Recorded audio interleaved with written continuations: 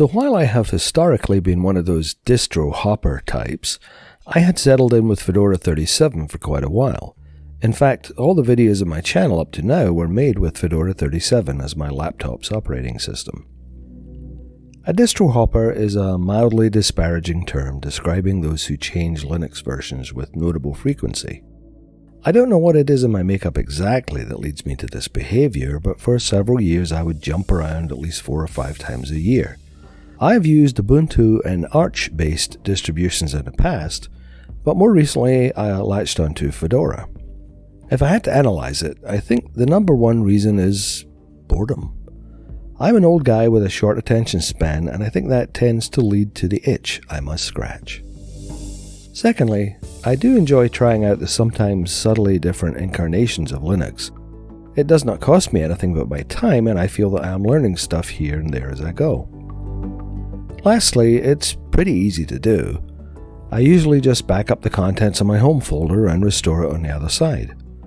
Also, since most Linux distros can be downloaded for free, I'm only using some bandwidth each time I indulge myself. My most recent move, the one I will eventually get around to telling you about, took probably an hour and 15 minutes, including downloading the ISO, creating the installation media, installing, and then setting up software and restoring my data. Oh, and doing system updates. I think the Mac OS might be a little easier to recover, but it may not be faster. It's been a year or so since I tried that on a Mac. Anywho, I was using Fedora as I said. I had upgraded Fedora 37 to Fedora 38 Beta and made a video about that. After a couple of weeks, I tried Nobara Linux, which is based upon Fedora 37, but has a lot of built-in tweaks that make it pleasant to use.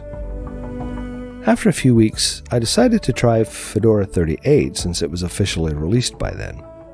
I thought I would try one of the non-GNOME spins, as Fedora calls them, since I had some issues with a couple of GNOME extensions on Fedora 38 Beta. I have used the Mate desktop before on Linux Mint, so I installed the Fedora Mate spin. And in my case, it was kind of horrible. I kept getting 2 prompts to log in.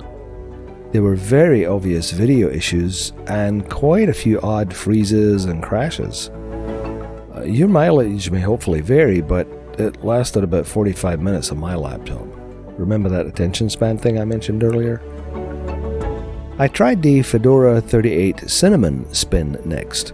And while it worked much more smoothly, it was not the Cinnamon experience I remembered from previous encounters. I know Fedora ships a plain vanilla version of GNOME on their flagship product, and I'm wondering if they ship unmodified versions of the other desktops they provide. That might explain why Mate and Cinnamon seemed different to me, as I was probably used to their implementation on other Linux distros.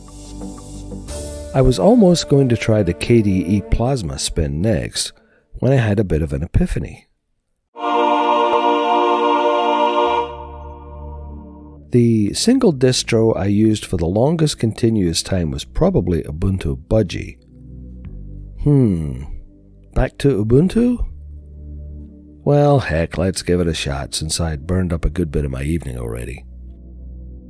I had just seen a less than glowing review of the latest Ubuntu version 23.04 on the Learn Linux TV YouTube channel, so I decided to go with the long-term support, or LTS version, release 22.04.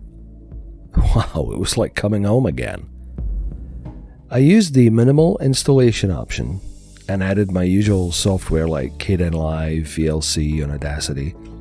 I restored my data folders and bookmarks and so on, and I have to say it's like settling back into an old comfortable armchair. Everything is where I expect it to be, and it works like it's supposed to. I only made some minimal changes, such as setting a larger font for the terminal, and setting shorter retention times for temp files and the like. Of course, in a few months that old itch will likely resurface and I will head off again in another direction. But for now, it's good, and I am content. Hey, thanks for watching. Links in the video description below.